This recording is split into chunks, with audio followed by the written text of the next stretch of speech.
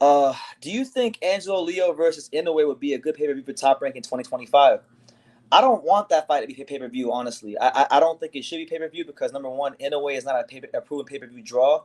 And Angelo Leo, he's my friend. He's not a pay-per-view draw either, I think that fight should be on free ESPN.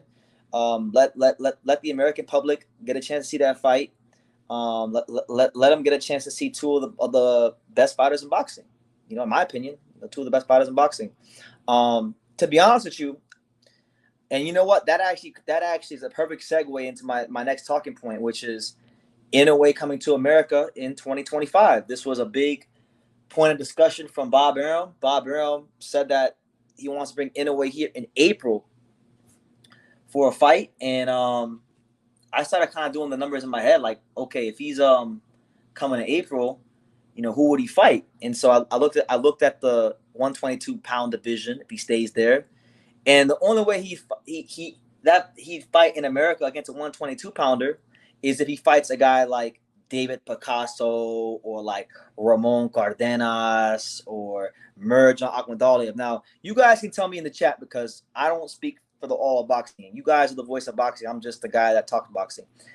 How many of you guys, by a show of hands, want to see Inoue fight Ramon Cardenas and Merjan Akhmadaliev or Elijah Pierce or any of those guys I mentioned? Let me know in the comments, because personally, I don't give a damn about none of them fights. Truth be told, I want to see my featherweight. So if Inoue is already gaining all this weight, and if he's already starting to show that his body's outgrowing the 122-pound limit, it's very possible that April fight could be against a featherweight.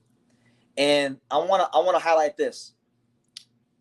In fact, let me type this into my computer so I can put it on screen. So one thing I learned about Japanese culture, because last year when I went to Japan, I was researching a lot about Japan.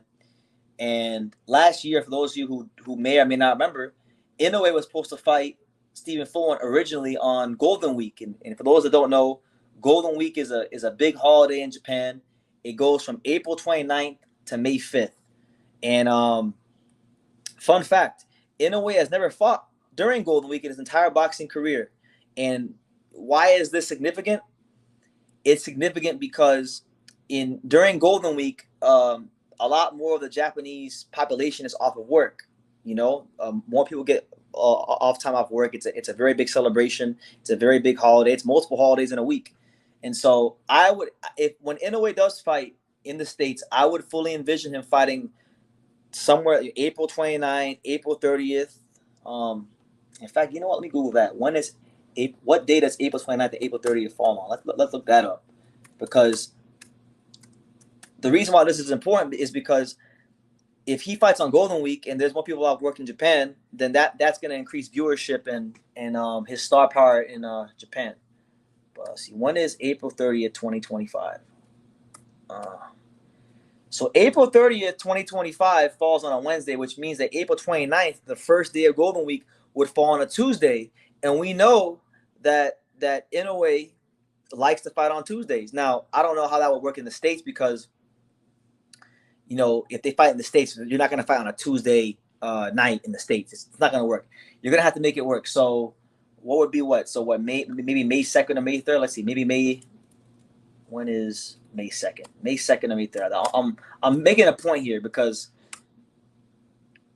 May 2nd this year is on a Friday. So Inoue could probably fight May 2nd because Golden Week is from April 29th to May 5th. So that's my prediction. I think Inoue's going to fight during Golden Week in Japan, but it'll be here in the States. But it'll still be to accommodate the Japanese viewers as well as the American viewers.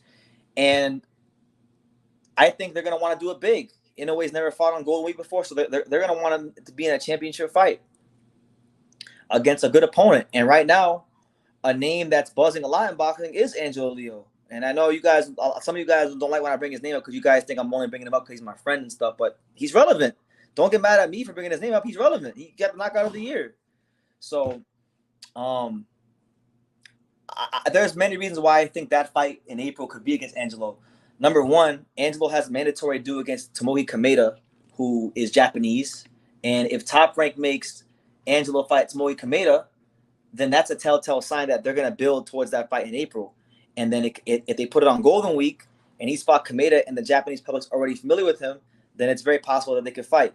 Factor in too that Angelo has the IBF belt where you can't rehydrate above 136 pounds, 10 pounds above the limit.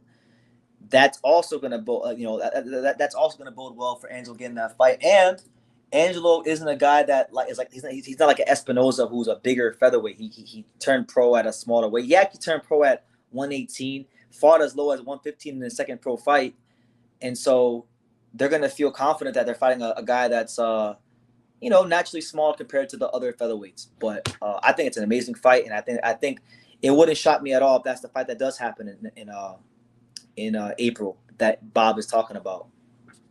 But that's just my take. Who do you guys? I want to hear from you guys. Who do you guys think that Inoue fights in April for this big American showcase they want to do supposedly? I don't think it'll be anybody at 122, or at least it shouldn't be.